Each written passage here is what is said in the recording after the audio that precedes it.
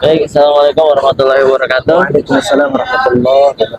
Alhamdulillah sore hari ini kita bersama guru kita Ustaz Khairul Saleh MA, kita buka bersama, kita buka puasa di luar ya.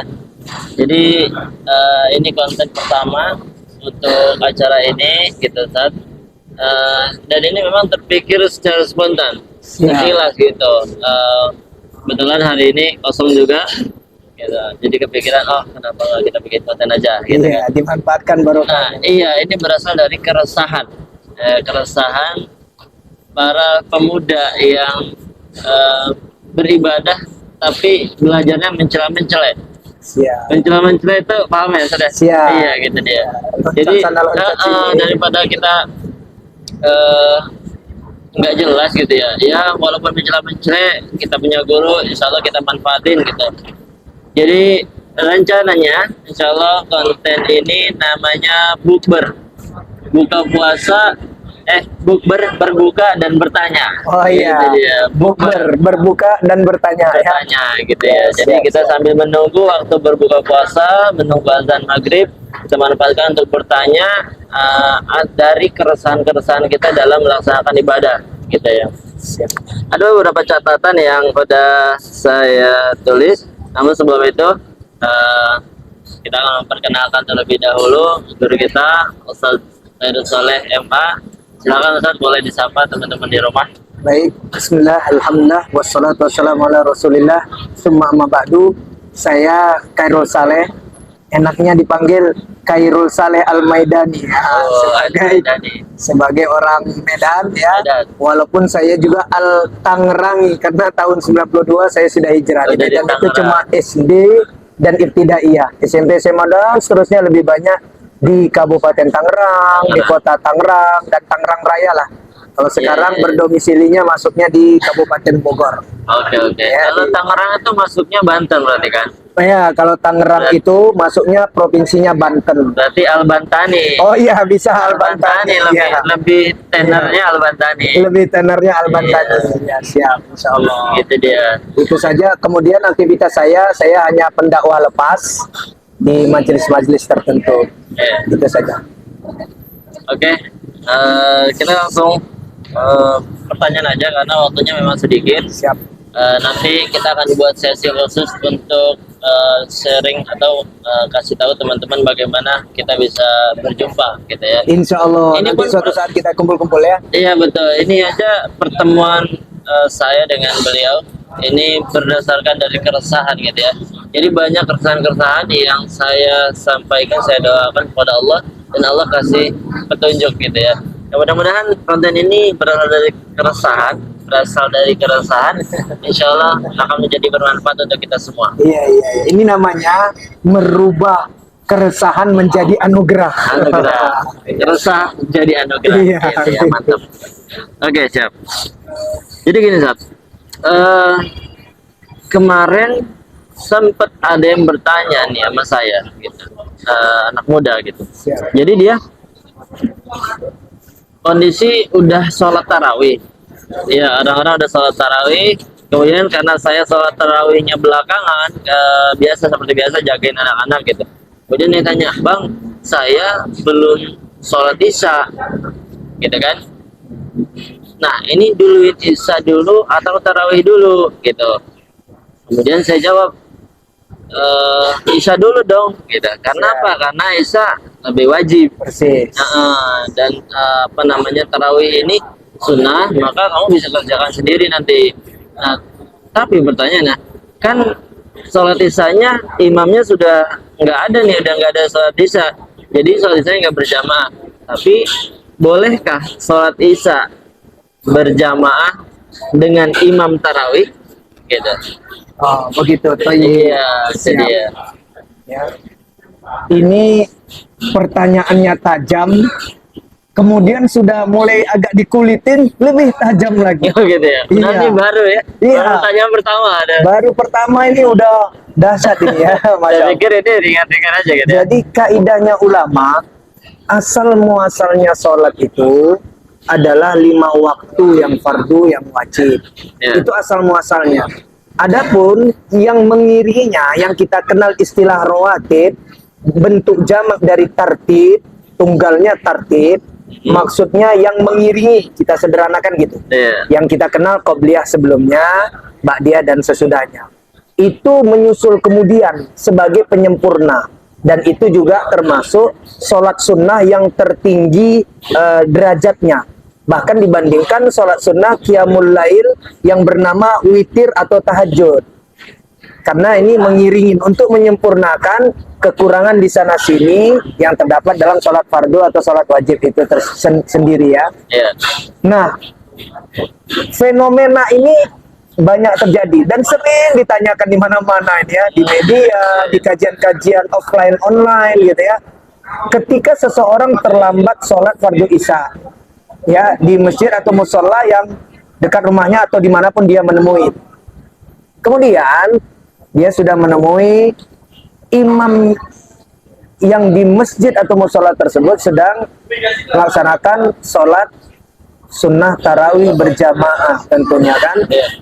Nah, apakah makmum-makmum yang masbuk dan bahkan belum melaksanakan sholat isya ini dia diperbolehkan untuk ikut sholat sunnah tarawih bersama imam yang ada, jamaah yang ada juga? Iya. Atau dia harusnya memprioritaskan sholat fardunya? Tetap kaidah utamanya ya, sederhananya yang fardu atau yang wajib itu di atas yang sunnah dan dia aula, lebih prioritas ya, lebih diutamakan. Maka ya kebanyakan ulama kontemporer, karena ini ditanyakan kontemporer nih, kekinian. Kalau dulu orang udah paham. Iya, iya. Orang dulu dia merasa ya tanggung jawab aku kan yang wajib, bukan yang sunnah. Ini katakanlah pahit-pahitnya, nggak sholat tarawih juga nggak apa-apa gitu. Apa ya? Tapi kalau nggak sholat isya jadi papa. Iya. Kan gitu ceritanya.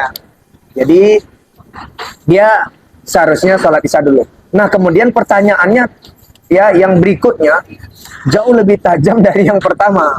Iya. Nah, dia tidak menemui lagi jamaah sholat isya dan dia juga tidak menemui orang-orang yang seperti dia masbuk sehingga membentuk sholat isya sendiri. Yeah. Nah ini seandainya kita bahas dulu, seandainya dia menemui satu teman untuk melaksanakan sholat isya supaya tidak mencederai jamaah utama itu yang sedang melaksanakan sholat sunat tarawih itu, ya.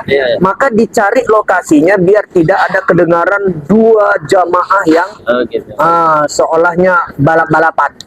Begitulah bahasa kita di masyarakat kan. Nah, itu seandainya dia menemui ada teman-teman lain yang juga belum sholat isya, dia buatlah jamaah sendiri. Ya. Adapun kalau dia tidak menemui, pertanyaannya bagus sekali dan tidak terpikirkan banyak orang. Bahkan para dai pun pernah ditanyakan pertanyaan yang kedua tadi. Mereka pun udahlah cari amannya, wallahu a'lam. Nah, begitu aja dah. Wallahu a'lam. Karena nggak pernah juga dilontarkan pertanyaan itu mungkin kepada dai tersebut sehingga dai tersebut belum sempat mencari referensinya, ya, maroji dan masadirnya, rujukan, referensi dan literasinya. Nah, apakah boleh seorang yang berstatus mau melaksanakan sholat fardu isya, ya, dia sebagai makmum, dia berimamkan mengikuti gerakan imam, ya, sholat sunnah tarawih? Itu ulama fikih bilang, ya, itu bukan kontemporer kejadiannya. Pertanyaan itu udah panjang dari abad pertengahan. Ulama fikih mengatakan innamal a'malu binniyati wa innamal likulli imri'in ma nawa. Itu hadis masternya, bahwa walaupun status dia sebagai makmum, harusnya dia juga mengkondisikan sholat dia sama dengan status sholatnya sang imam. Tapi untuk kejadian-kejadian yang seperti ini, karena dia masbuk, kemudian si imam mengerjakan sholat yang khas hanya ada di bulan Ramadan, sholat sunat tarawih, maka kata ulama, imam itu tentu niatnya dia sholat tarawih. Makmum-makmum yang mengikuti dari awal juga niatnya sholat tarawih. Yang masbuk, super masbuk terlambat banget ini dia sholatnya sholat isya ya, sholat fardu isya. Maka kata ulama tidak mengapa dalam rangka untuk mencari keutamaan berjamaah yang pahalanya ya 27 derajat itu di dalam hadis itu. Nah, walaupun faktanya imam itu rata-rata sholat tarawih itu 2 rakaat, ya, maka nanti dia menyelesaikan 2 rakaat sholat isyanya, sisanya, karena imam itu nggak langsung berdiri lagi setelah 2 rakaat. Biasanya kan, ya kalaupun tidak ada bilal bacaan-bacaan, tetap aja imam itu nggak langsung 2 rakaat berikutnya kan, dia akan duduk dulu. Nah, itu dia nggak mungkin juga menunggu imam itu melaksanakan ya rakaat ketiga dan keempatnya untuk menyesuaikan lagi sisa rakaatnya, karena imam itu naik lagi 2 rakaat. Jadi sisanya dia mandiri. Maka wallahu taala a'lamu bissawab. Menurut sebahagian ulama fikih dulu dan sekarang itu pertama diperbolehkan. Dalam rangka ada kepentingannya tadi, mau mendapatkan berjamaah dan keutamaan 27 derajat berjamaah. Yang kedua, karena diperbolehkan tentunya sudah sah, hanya saja nanti sisa 2 rakaat berikutnya dia mandiri menyelesaikannya seperti layaknya orang ketinggalan 2 rakaat sholat isya. Ya. Iya. Oke. Iya, tadi Innamal a'malu binniyat itu hadis pertama di Arba'in Nawawi. Betul. Nah, itu dia. Mantap juga sih. Jadi masing-masing kata ulama niatnya masing-masing berjalan. Walaupun mereka dalam satu ikatan sholat berjamaah, tapi niatnya mandiri masing-masing. Dan itu tidak dipersalahkan sepenuhnya oleh ulama fikih dulu dan sekarang. Karena apa? Karena memang ada udur-udur tertentu. Kayak tadi dia super masbuk. Bukan hanya dia masbuk sholat isanya, bahkan orang udah melaksanakan sholat tarawih lagi. Udah tentu itu ada ba'diyah isya. Kan sebelum tarawih idealnya kita ba'diyah isya dulu, itu tertib administrasinya, baru kita sholat sunat tarawih. Nah, itu tidak mengapa. Seperti halnya contoh, orang ada yang sudah ba'diyah zuhur. Karena nggak tahu, datanglah orang-orang masbuk, itu biasanya di rest area, tempat-tempat itu ya, di peristirahatan, di tol-tol. Kita nggak tahu nih, dia mau sholat apa, dan nggak perlu kita tanya. Kemudian mencolek saja, padahal yang masbuk ini mau sholat zuhur, sementara yang sedang sholat itu, dia zuhur. Nah, itu dia kemarin, saya sempat jawab itu, ya udah ikut jamaah bareng nih sama imam. Walaupun beliau tarawih, kamu niatnya isya, nanti imam selesai kamu terusin isyanya. Saya mengambil referensi dari itu tadi. Kita boleh ikut makmum dengan orang yang sedang sholat sunnah gitu bermakmum, sementara makmumnya kita yang masuk ini sholatnya wajib. Itu dia. Untuk mendapatkan pahala jamaahnya itu. Berjamaahnya. Gitu kan. Nah, sebenarnya kemarin saya agak ragu gitu, tapi saya ambil referensi itu gitu kan, ya mudah-mudahan saya jawabnya nggak salah gitu. Maka kemudian saya ingin memastikan referensi yang lebih lengkap gitu, maka dari itu hari inilah terwujud gitu kan.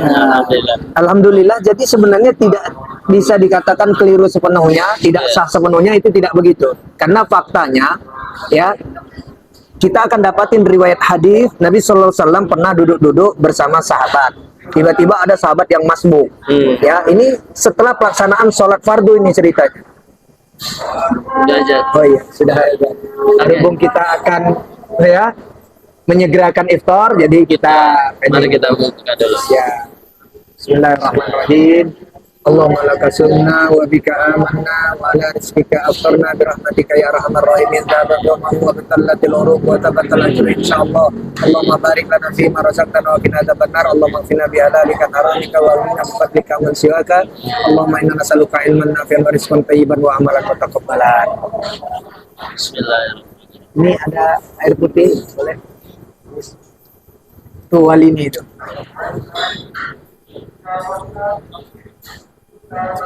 Untuk anti galau, mantap nih wanginya. anti gabut, anti capek, anti radang-radang. Nah, insya Allah Mantap. Iya. Alhamdulillah. Iya.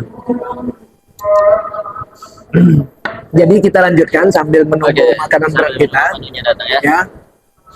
Sekali waktu Rasulullah SAW itu duduk bersama sahabat dan tidak dijelaskan itu apakah selesai sholat zuhur ya gitu, tapi waktu siang yang jelas. Kemudian ada yang masbuk ya, kemudian orang masbuk ini setelah tentunya menyapa Rasulullah, mengucapkan salam dan ya berpotensi berjabat tangan, dia langsung sholat. Rasul kemudian berbicara sama sahabat-sahabat yang ada di sekitar, adakah di antara kalian yang mau bersedekah untuk menemani laki-laki itu sholat berjamaah? Ini kan berpotensi jadinya sholat sunnah, gitu. Karena ini udah pada selesai sholat ini. Nah, jadi bolehnya ya berjamaah ya, dan berpotensi sahabat itu yang menjadi imam, padahal dia statusnya akan sholat sunnah, walaupun dia sholat zuhur 2 kali itu. Benar-benar parakat juga kalau itu sholat zuhur misalnya ya. Nah, tapi sholat zuhur dia yang kedua terhukumi sebagai sholat sunnah dan dia mengimami sahabat yang masbuk tersebut. Itu juga lah landasan dalil yang kuat bolehnya seorang makmum yang masbuk berimamkan ya imam yang sedang melaksanakan sholat sunnah. Wallahu a'lam bishawab. Alhamdulillah, Masya Allah. Sebenarnya pertanyaannya masih ada 3 lagi, tapi ini kayaknya cukup ya karena kita sudah masuk. Ya, untuk permulaan ya, perkenalan ini ya udah cukup. Kita masih ya. banyak pertanyaan. Ya. Sebenarnya keras yang belum tercatat itu lebih banyak lagi keresahan saya gitu ya. Karena memang saya ini tipenya belajar tuh apa ya? Melihat fenomena. Iya, Ya, yang kejadian terjadi yang ada baru belajar. Iya. Itu lebih nempel. Lebih berkesan, lebih nempel. berkesan. Saya ketimbang saya belajar di kelas, ya walaupun itu mungkin setiap orang beda-beda Ya. gitu. Tapi tipe saya belajar di kelas itu paling nempel sekitar 5-10%. Ya. Tapi kalau Fenomena di fenomena masyarakat. gitu kan ya, misalnya ayat kaunia gitu Iya, kan. ayat kaunia. Ayat kaunia ini, Iya, fenomena ini bisa alam. sampai 60-80% itu nempel banget gitu. Iya, iya. Dan bisa langsung diamalkan Nah, istilahnya. sebenarnya kita mengenal istilah asbabun nuzul untuk Al-Quran, asbabul luku untuk Al-Hadith. Jadi, ayat-ayat kauniyah atau fenomena yang terjadi di masyarakat, di lingkungan sekitar kita, itulah yang menyebabkan ayat-ayat itu turun dan sabda-sabda itu diucapkan. Jadi memang pembelajaran itu bukan serta-merta tekstual, gitu ya. ya, tapi kontekstual. Ya, bukan textbook juga. Itu faktanya Al-Quran itu turun. Itu kan ada fenomena-fenomena ayat kauniyah itu tadi, kejadian-kejadian di masyarakat. Begitu juga sabda-sabda Nabi. Memang begitulah yang banyak terjadi. Kalau ternyata serta-merta ayat itu turun sekaligus 30 juz, belum ada kejadian apanya, itu kan kayak nggak relevan jadinya ayat-ayat itu, hadis-hadis itu. Gitu. Iya, alhamdulillah. Ya, itu dia lah. Ini adalah salah satu keresahan saya gitu ya. Salah satunya yang mempertemukan saya dengan beliau, mungkin inilah yang Allah jawab gitu ya. Tapi nanti kita akan buat sesi khusus untuk perkenalan ini gitu, perkenalan saya dengan beliau gitu dia. Saya rasa cukup sampai di sini. Kalau ada pertanyaan teman-teman boleh tulis di kolom komentar, atau keresahan-keresahan yang teman-teman rasakan untuk ibadah sehari-hari yang belum kita buat kontennya, boleh tulis di kolom komentar. Nanti kita akan buat insyaallah. Insyaallah juga nanti akan ada ustadz-ustadz lainnya untuk materi-materi lain ya, gitu dia insyaallah. Baik, kita cukupkan. Mudah-mudahan bermanfaat. Insyaallah, mudah-mudahan Allah ridho dengan konten ini dan bisa dilanjutkan dan bermanfaat untuk kita semua. Amin. Baik, syukran Ustaz, jazakallah khairan katsir. Barakallahu fikum. Assalamualaikum warahmatullahi wabarakatuh. Waalaikumsalam warahmatullahi wabarakatuh.